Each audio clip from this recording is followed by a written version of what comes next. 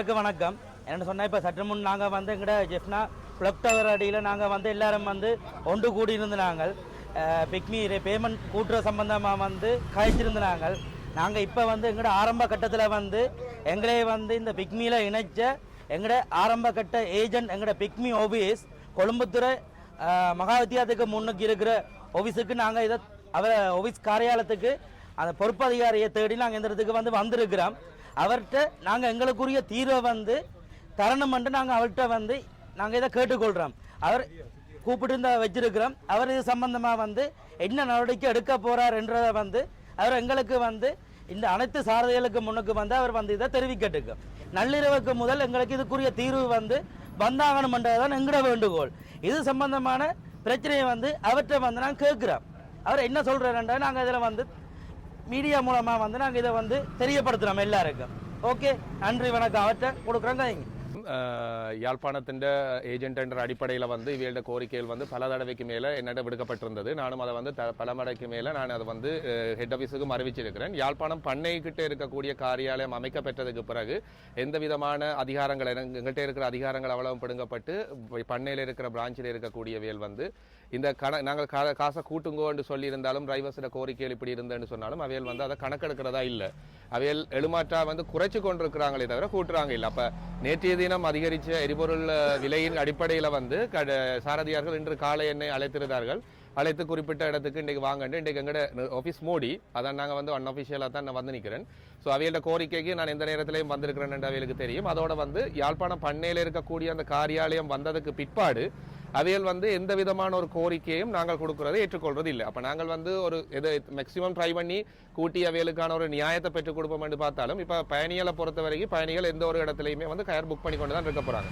But கட்டண அடிப்படையில் வந்து ஒரு சாரதியால் ஏற்றுக்கொள்ளவே முடியாத அளவுக்கு கட்டணங்கள் குறைக்கப்பட்டு கொண்டு தான் இருக்குது. சரி, ஓகே, இப்படியான ஒரு சூழ்நிலையில் சரி ஒரு கட்டணத்தை கூட்டுங்கன்னு சொன்னால் நாங்கள் கூட்டுறோம் வந்து 2-3 ரூபா கூட்டி போட்டு அதில் ஒரு விஷயமான நடந்து கொண்டு இது சம்பந்தமாக நான் இன்றைக்கும் திருப்பியும் அறிவிக்கிறேன். ஸோ இந்த ஊடகங்களுக்கு முன்னுக்கும் நாங்கள் கொடுக்குற விஷயம் என்னென்னு சொன்னால் வந்து நாங்கள் இன்றைக்கும் தெரிவிக்கலாம். ஆனால் வந்து அதிகாரங்கள் எங்கட கையில் இல்லை என்ற நேரத்தில் வந்து நாங்கள் தெரிவிக்க மட்டுமே முடியும். மற்ற முடிவுகளை வந்து என்னால் அறிவிக்க முடியாது. ஆனாலும் இன்றைய நாள் அறிவித்ததுக்கு பிறகு அந்த பண்ணையில் இருக்கக்கூடிய அதிகாரிக்கும் நான் அறிவித்து அதால் கிடைக்கப்பெற்றதா தீர்வு நான் இன்றைக்கு இரவுக்குள்ள நான் குரூப்பில் போடுறேன். அப்படி இல்லை என்று சொன்னால் நீங்கள் அடுத்த கட்டமாக நீங்கள் பண்ணையில் இருக்கக்கூடிய காரியாலயத்துக்கு சென்று தான் கதைக்க வேண்டுமே தவிர என்னோட கதைச்சு ஒரு பிரியோசனம் இல்லை என்றதான் என்ற இது. ஸோ இன்றைக்கு நள்ளிரவுக்குள்ள அதுக்கான முடிவு கிடைக்குதா இல்லையான்றதை பார்ப்போம். பட் என்னால் முடிஞ்சது இந்த நீங்கள் தார மெசேஜை வந்து அங்கே கன்வே பண்ணுறது. கரெக்டாக, நன்றி.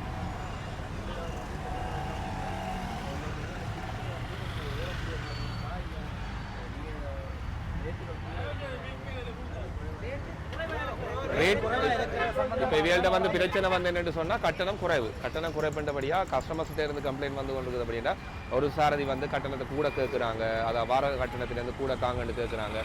ஓகே, அவங்களோட பக்கத்தில் நியாயம் இருக்குது. என்னென்னு சொன்னால் வந்து இந்த பெட்ரோல் விலைக்கு ஒரு கிலோமீட்டருக்கான பெட்ரோல் கணக்கு கூட வராது. அப்போ அதால் அவங்களோட ஒரு லாபம் பார்க்கணும், அவங்களோட ஏற்றிட்டு போகிற பேசஞ்சர்ஸும் சாட்டிஸ்ஃபேக்ஷன் ஆகணும். இன்றைக்கு நிறைய பயணங்கள் கேன்சல் ஆகி கொண்டிருக்கிற மீன்ஸ் அந்த சாரதியால் அந்த கட்டணத்தை எடுத்து தான் அந்த இடத்துல கொண்டு இறக்க வேண்டிய கட்டாயம் இல்லை. ஏன்னா இப்போ முந்தின காலகட்டத்தில் என்ன நீங்கள் ஒரு பார்க்கில் போய் நின்று ஒரு ஆட்டோவை பிடிப்பீங்க, அந்த இடத்துலயே காய்ச்சி பிடிப்பீங்க, அந்த இடத்துல இருந்து போகிற எல்லைக்கு தான் பயணம் போகிறேன். பட் இப்போ அப்படி இல்லை. இந்த பிக்மியில் வந்து என்னன்னு சொன்னால் நீங்கள் 2 கிலோமீட்டருக்கு அங்கால இருக்கிற புக்கிங்கும் எடுத்தாலும் அவர் 2 கிலோமீட்டர் வந்து ஏற்றுறது ஃப்ரீயாக தான் வர்றாரு. அப்புறம் அதுலேருந்து ஸ்டார்ட் பண்ணி அவர் 1.5 கிலோமீட்டர் போனால் அந்த 1.5 கிலோமீட்டருக்கான கட்டணம் தான் வருது. அப்போ அந்த நேரத்தில் அந்த சாரதியாரோட நிலைமையை நாங்கள் யோசிக்கோம். நிறுவனம் என்ற இதில் முதல் இருந்தது அப்படி என்று சொன்னால் 200 ரூபாய் 100 ரூபா வேணும், 200 அதாவது முதல் 2 கிலோமீட்டருக்கு 200 ரூபாவும் பிறகு வார 1 கிலோமீட்டருக்கு 100 ரூபா படித்தான் வந்திருந்தது. ஸோ அந்த மாதிரி ஒரு கட்டணம் கூட இல்லை. இப்போ எழுமாட்டா குறைக்கப்பட்டிருக்குது. இப்போ ஒரு கிலோமீட்டருக்கு எவ்வளோ வருது? 65 ரூபா 70 ரூபா தான் வருது. அப்போ அவங்க அதை போற ஒரு 5 கிலோமீட்டர் போய் ஏற்றுற டிரைவர் பேமெண்ட் வந்து கூடுதலாக இருக்குது, அது குறைக்கிறாங்களும் இல்லை. யாழ்ப்பாணத்துக்குரிய பிக்மிக்குரிய நிர்வாக அதிகாரியாக நீங்கள் இருக்கிறீங்க. அப்போ பிக்மிக்குரிய முக்கியமான வளமே இந்த சாரதிகள் தான். இப்போ இவங்களால தான் அந்த பிக்மியில் இதே இருக்கும். அப்போ நாடு முழுவதுமே இது தேசிய பிரச்சனை எரிபொருள்ன்றது. அப்போ எரிபொருளுக்கான தீர்வு இப்போ எல்லா துறைகளிலுமே பாதிப்பு ஏற்பட்டிருக்கு. அதுக்குரிய மாற்று வழிகள்லாம் உடனடியாக செய்யப்பட்டிருக்கு. இப்போ பிக்மி நிறுவனம் மட்டுமே இந்த சாரதிகள் தொடர்பாக இவ்வளவு இன்றைக்கு பிக்மி இந்த விலை இருந்து நிறைய இல்லை கட்டாயம் என்னென்னு சொன்னால் 2 நடந்திருக்கு. 2 நடந்து இதுவரைக்கும் எது விதமான முடிவு உங்களுக்கு கிடைக்கல. நாங்க வந்து 4 டைமுக்கு மேல வந்து முடியும் இல்ல. எங்கட அவர் ஒரு விஷயத்தை சொல்லி பண்ண ஆபீஸ்ல இருக்க ஆபீஸுக்கு நாங்க போனாங்க. அவர் இங்க உள்ள ஒரு நிர்வாக பொறுப்பதிகாரி தான். அவர் மேலிடத்துக்கு அறிவிக்க முடியுமே தவிர முடிவை அவங்க தான் எடுக்கணும். அது தொடர்பா அவங்க என்ன சொல்றாங்கன்றத ஏனடா எங்களுக்கு என்னன்னு சொன்னா என்ன பிரச்சனை என்று சொன்னா அவ சொல்லி நம்ம என்னன்னு சொன்னா ஒரு சில சாரதியார்கள் வந்து ஏத்திக்கொண்டு போறாங்க. நீங்க மற்றவையில பற்றி கவலைப்படுறீங்க. நாங்க கதைக்கிறது வந்து ஒட்டு மொத்தமானதை பற்றி தான் அவையில கோரிக்கை. இப்ப அதுல மொத்தமா 12,000 சாரதியார்களுக்கு மேல பதியப்பட்டிருக்கு. அதுல ஒரு நாளுக்கு 1900 சாரதிகள் இதை வாழ்வாதாரமாவே கண்டிப்பா ஓடிக்கொண்டிருக்காங்க. அதை எவரேஜா சொல்ல போனா ஒரு நாளுக்கு 1500 சாரதியார்கள் குறைஞ்சபட்சம் ஒரு ஹயராவது எடுக்கிறோம். அப்ப எடுக்கிற டிரைவர்ஸ் வந்து இது பாதிக்கப்பட்டவங்களா இருக்கிறாங்க. அப்ப அவங்க தான் சொல்றாங்க இந்த பெட்ரோல் பிரச்சனை டீசல் பிரச்சனைகள் இப்படி இருக்குதுண்டு. சரி, நியாயமான விதையை நாங்கள் சொல்ற விஷயத்தை ஏற்றுக்கொள்ளணும். அப்ப நிர்வாகத்துல நாங்கள் இருக்கைகளை வந்து நாங்கள் ஒரு விஷயத்தை சொன்னோம் என்று சொன்னா அதை ஏற்றுக்கொள்ளாம தாங்கள் ஒரு விஷயத்தை நிப்பாட்டுறது கூட்டுறது குறைக்கிறது திடீரென்னு எங்களுக்கே தெரியாது. அதாவது யாழ்ப்பாணத்தில் இருக்கிற எனக்கே தெரியாது வந்து கட்டணம் குறைக்கப்பட்டிருக்கா கூடப்பட்டிருக்கான்னு தெரியாது. ஒரு சில சாரதியார்கள் சொல்ற நேரத்தை நாங்கள் எப்பல போய் செக் பண்றோம் இருக்கா இல்லையான்னு. இது முழுமையாக்கப்படணும் என்று சொன்னா வந்து யாழ்ப்பாணத்துல வந்து ஒரு கிலோ மட்டும் இருந்திருக்கும். அப்ப ஒரு கிலோ இருக்கைகளை வந்து இந்த பிரச்சனை இருக்கே இல்லை. இப்ப நான் கேட்கிற வந்து ஒரு 3 வருஷமா இந்த பிரச்சனை இருந்ததா இல்ல. இப்ப இந்த 4வது வருஷம் தான் இந்த பிரச்சனை வருகுதண்டைக்குள்ள அது அதிர்ச்சியான விஷயம் என்னன்னு சொன்னா வந்து நிர்வாக மாற்றம். அதாவது இப்ப என்னட்ட இருக்கிற அதிகாரங்கள் பிடுங்கப்பட்டு பண்ணையில இருக்கக்கூடியவர்களுக்கு வழங்கப்பட்டதுனால தான் இந்த பிரச்சனை உருவானது.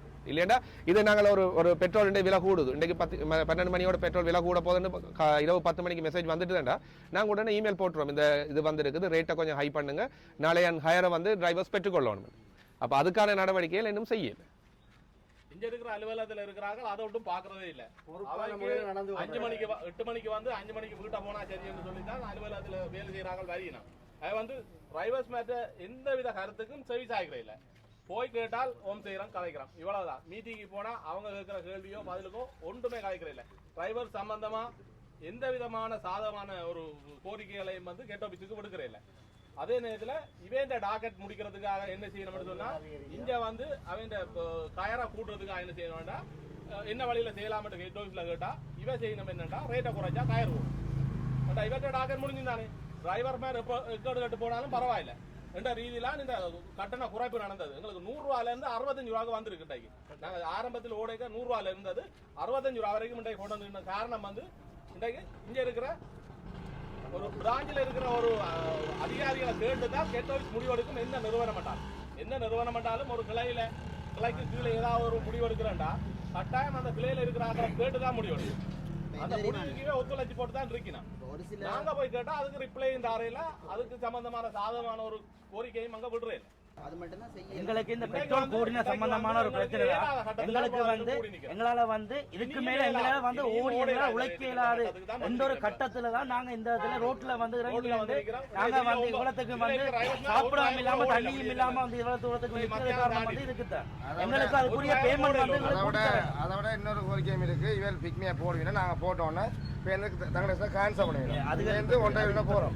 அதுவும் எங்களுக்கு வேஸ்டான விஷயம். பெட்ரோல் இப்போ விலை கூடியும் இதுவரையும் விலை பிரச்சனை எங்களுக்கு எந்த எல்லா பொருளாதார பிரச்சனையும் விலை கூடி இருக்கு. எங்களுக்கு பிக்மி சம்மந்தப்பட்டது தான் பிக்மியில் மட்டும்தான் ரேட் விலை கூடாமல் இருக்கு. மற்றபடி மற்ற இன்னொரு சாமானும் விலை கூடி தான் இருக்கு. மா விலை கூடி இருக்கு, சீனி இருக்கு, எல்லாம் விலை கூடிட்டு பிக்மி மட்டும்தான் விலை கூட இருக்கு. குறைக்கிற மொழியை இதுவரையும் கூட்டவே இல்லை. அதை தான் நாங்கள் அன்பாக உங்களை கேட்டுக்கொள்கிறோம். அது எங்களோட வாழ்வாதாரத்தை வந்து எங்கட வாழ்வா இப்ப சாதாரணமா வந்து நீங்க பாத்தீங்கன்னு சொன்னா இன்னைக்கு ஒரு கூலி வேலை செஞ்சுட்டு போறோம், வீட்டை போய்க்கு ஒரு 3500 ரூபாய் காசு கொண்டு போறோம். ஆனா எங்களால ஆட்டோ வச்சு ஓடுற எங்களால கடைசி வரைக்கும் ஒரு 1500 ரூபாய் கூடி எங்களால வீட்டை கொண்டு போயிடலாம் நிலைமை. ஏன்னா பெட்ரோல் அடிக்கிறதா எங்களை ஆட்டோ தேய்மானம் பாக்குறேன், எங்கட சாப்பாடு செலவா என்னத்தை பாக்குறேன்னு எங்களுக்கு ஒரு 1500 ரூபாய் கூடி எங்களால மிச்சம் பிடிக்கலாம் நிலைமை இந்தியா நிலைமை. எங்களுக்கு என்ன கொமிஷனும் வந்து கூடுதலா வெற்றினோம். இப்ப நோமலா பாருங்க ஒரு 4000 எங்களுக்கு 500 ரூபாய் வந்துரு. 500 ரூபாய் வந்தது வந்து ஆப்புக்கு வந்து ஓட்டம் அடிக்காது, ஓட்டத்தை ஸ்டாப் பண்ணிடுவோம். ஸ்டாப் பண்ணா நாங்க அந்த 500 ரூபாய் போட்டா தான் எங்களுக்கு திருப்பி அடிக்குது. அப்ப நாங்க வந்து அதையும் நாங்க பாக்கணும் வாழ்வாதாரத்துல நாங்க வந்து கட்டாயம் இந்தியா நிலைமையில ஒரு 1500 ரூபாய் கூடி வீட்டுக்கு கொண்டு போயிடலாம் நிலைமை. எங்களை நம்ம எங்களோட குடும்பம் இருக்கு, நாங்க ஆட்டோ லீஸில் எடுத்து வச்சு விடுறோம்.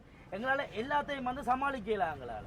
ஏன்னா நாங்க ஆட்டோ தான் பிக்மியை நம்பி தான் வந்து நாங்க இருக்கிறோம். எங்களுக்கு பிக்மி தான் எங்களை வாழ்வாதாரம் வந்து நாங்க வந்து நாங்க பிக்மியை நம்பி தான் ஒரு ஆட்டோ லீஸில் எடுத்து நாங்க ஓடுறோம். எங்களால ஒரு விஷயத்தையும் வந்து செஞ்சு கொள்ளலாம் சிச்சுவேஷன் சூழ்நிலை தான் நாங்க இதுல இருக்கிறோம். எங்களுக்கு அதுக்குரிய எங்களுக்கு இன்றைக்கு நல்லுறவுக்குள்ள எங்களுக்கு இதுக்குரிய தீர்வு தந்து எங்களுக்குரிய வாழ்வாதாரத்தை வந்து மீட்டு தருமாறு தாழ்மையுடன் கேட்டுக்கொள்றேன் எல்லாத்தையும். மற்ற இன்னொரு விஷயம் என்னன்னு சொன்னா என்ன முடியும்ன்றதை அவர் சொல்லிட்டார். அது இன்றைக்கு இரவுக்குள்ள உங்களுக்கு ஒரு தீர்வு வரையில்லைன்னு சொன்னா அடுத்த கட்டம் என்ன முடிவு செய்யணும்ன்றதை டிரைவர் ஏன்னா இங்க எங்களுக்கு பிக்னியை கொண்டு வந்து அறிமுகப்படுத்தினது இவர். ஆரம்ப கட்டத்துல இவர்தான் எங்களுக்கு எல்லாமே. கட்டத்துல அவரை கையை விட்டு வேற நிர்வாகத்தை மாத்தி போட்டு அவங்க சங்கடவாடல. இதுல என்ன சொல்ல வரேன்னு சொன்னா ஆரம்பத்துல அவருக்கு ஆதரவா தானே இருக்கிறோம். அண்ணா இதுல என்ன நடந்ததுன்னு சொன்னா பிரச்சனை ஆரம்பத்துல வந்து இந்த பிக்மியை வந்து யாழ்ப்பாணத்துக்கு கொண்டு வர்றதுக்கு முழு மூச்சா இருந்தது இவர். இந்த பிக்மியை வந்து வளர்க்கறதுக்கு யாழ்ப்பாணத்துக்குள்ள வந்து இந்த பிக்மியை வளர்த்து விட்டவர் இவர் டீசன்னா.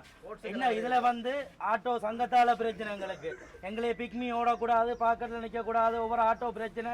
ஏன் எந்த ஆட்டோவும் வந்து பிக்மி பாக்கார வந்து எந்த ஆட்டோவும் புரட்டி உடைச்சவங்க தான். அந்த டைம்ல தீசன்னா வந்து பொலிசுக்கார வச்சு பொலிசால வந்து எனக்கு அதுக்குரிய இழப்பீட்டு தொகையை வந்து வேண்டி தந்தவர் எனக்கு. ஆனா அப்படியான ஒரு தீர்வுகளை வந்து உடனே அந்தந்த இடத்துல வந்து நின்று ரோட்ல வந்து என்ன பிரச்சனை வந்து அந்த இடத்துக்கு வந்து எங்களுக்கு ஒரு தீர்வை பெற்று கொடுத்தவர் இவர். அப்ப இன்றைக்கு எங்களுக்கு இந்த பிரச்சனை இன்றைக்கு நாங்கள் ஆற்ற கேட்போம். எங்களை வளர்த்து எங்களை ஆரம்ப கட்டத்தில் எங்களுக்கு இந்த இடத்துல வந்து எங்களுடைய பிரச்சனைகளை தீர்த்து வந்து தீர்வு கண்டு அந்த பிரச்சனையை கொடுத்தவர் வந்து தீசன்னா. அவற்றை தான் நாங்கள் எங்களோட பிரச்சனையை வந்து சொல்லலாம். இந்தியா நிலைமையில நாங்கள் கேட்கிற பிரச்சனை வந்து எங்களால் முடியாத கட்டம் நாங்கள் இவரை தேடி வந்திருக்கிறோம். இவர் எங்களுக்குரிய தீர்வு வந்து இவர் கட்டாயம் வேண்டி தருமாறு நாங்கள் தாழ்மையிலும் கேட்டுக்கொள்றோம்.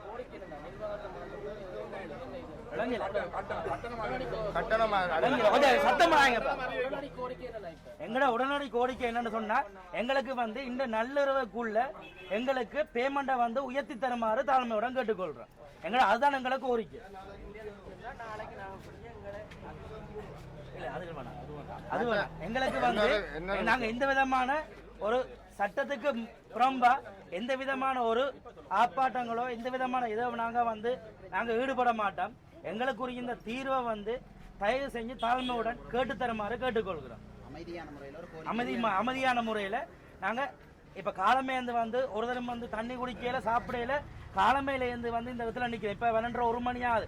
இந்த டைம் வரைக்கும் நிக்கிறோம்னா எங்களுக்குரிய கோரிக்கையை தான் நாங்க கேட்கிறோம். இதுவரைக்கும் எங்களுக்கு பொலிசோ எந்த விதமான பிரச்சனையோ இதுவரைக்கும் நாங்க நின்றதுல எங்களுக்கு எந்த விதமான பிரச்சனையும் இல்லை. நாங்க அமைதியான வகையில தான் இந்த போராட்டத்தை நடத்துறோம். எங்களுக்கு அமைதியான வழியில எங்களுக்கு இதை வந்து எங்களுக்கு நல்லுறவுக்குள்ள எங்களுக்கு பேமெண்ட்டை வந்து அதிகரித்து தருமாறு தாழ்மையுடன் கேட்டுக்கொள்வோம்.